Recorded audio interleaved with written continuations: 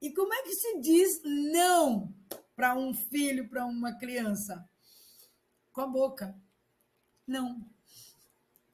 E o não, ele nunca vai ser não, alegre. Porque o não, ele é a negação de uma situação. Então, a gente nunca vai conseguir dizer um não cantando. Não, não, não, não. Sempre vai ser não.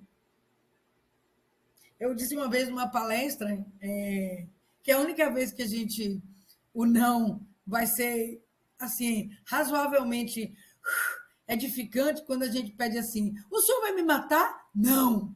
Ótimo. Fora isso, o não é pesado. O não é negação sempre, gente, de algo que eu não quero, que não vai acontecer, que não pode ser, que não tem que ser, que não deve, que não é para ter. Não. Entende? Então ele sempre vai ser pesado. E essa história deles terem problema com não, isso vai muito em cima. Vamos pegar lá a birra, quando a gente não instala essa relação de negatividade, de autoridade, ele passa a ser uma relação de permissividade, então a criança não entende, ó, neurologicamente, sistema nervoso central, cérebro, não foi instalado o entendimento do não. Não. Sério. Não pode. Não vai. Não, não faça. Olhe, não, não. Isso não existe. A criança só entende sim. Eu vou dar um exemplo muito interessante, e eu acho que seria interessante vocês poderem assistir o filme divertidamente. No filme, eles deixam claro que a alegria ela toma conta da situação e ela o tempo inteiro ela quer uma Riley, que é a personagem, rindo e feliz. Ela o tempo inteiro traz para as memórias de Riley coisas boas, interessantes. E a Riley não sabe viver com a frustração. E, troca disso, também ela tem pais permissivos, pais muito bonzinhos e que permitem que a Riley faça tudo o que ela quer. Enquanto vai se constituindo que a Riley tem que ser feliz o tempo inteiro, sem frustração. E um dos grandes problemas do filme é exatamente quando a criança lida com a frustração, ou vive a frustração, que não sabe lidar com ela, a verdade é essa.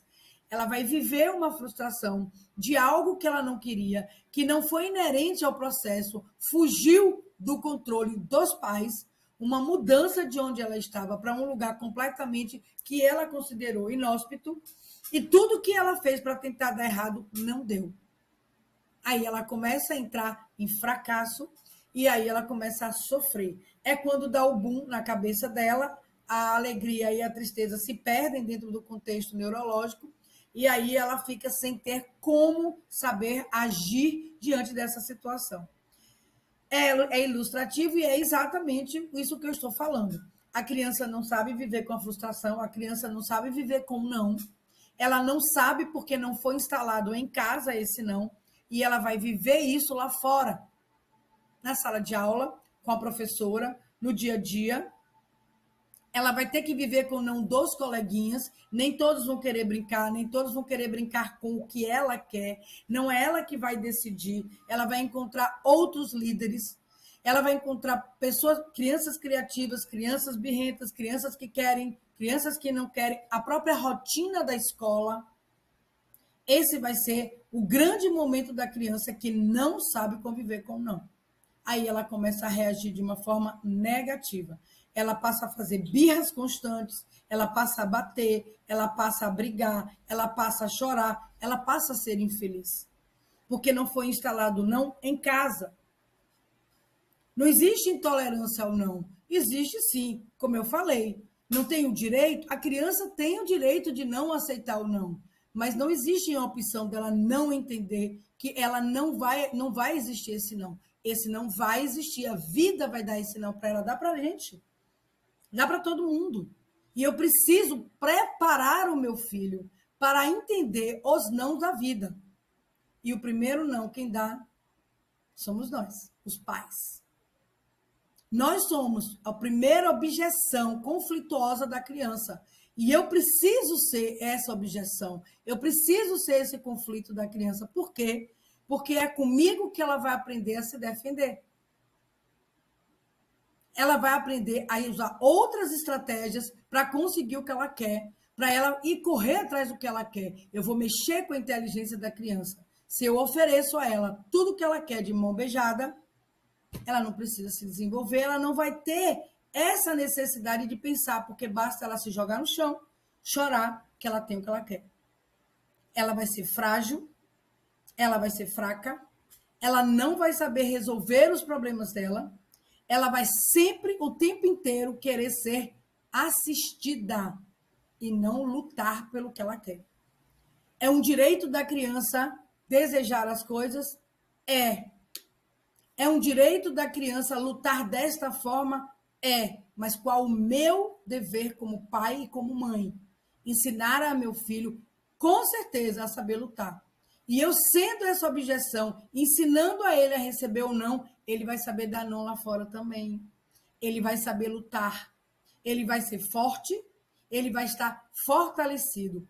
Basta vocês pensarem que dentro de todo um contexto real, como é que um exército luta lá fora? Ele tem que fazer exercícios de guerra dentro do seu próprio país. Ele não vai matar ninguém, mas ele vai simular situações para aprender a se defender. Caso contrário, ele vai para lá cru, ele não vai saber se virar.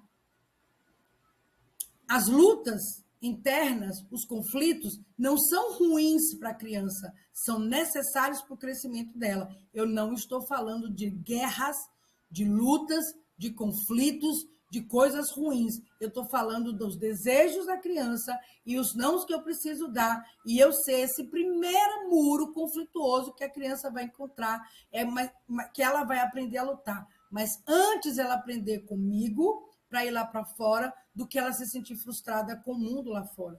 Então, não existe isso. Não existe essa intolerância ao não. Não existe que ela não aceita o não. Porque não, aqui para nós, ninguém quer aceitar, né? Mas ele faz parte da nossa vida.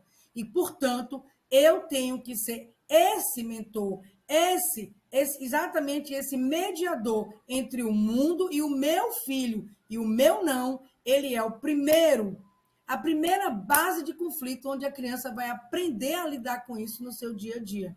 Então, não existe intolerância. Existe sim o meu posicionamento como autoridade, ensinando ao meu filho a receber o não, para ele criar estratégias de luta para o que ele quer.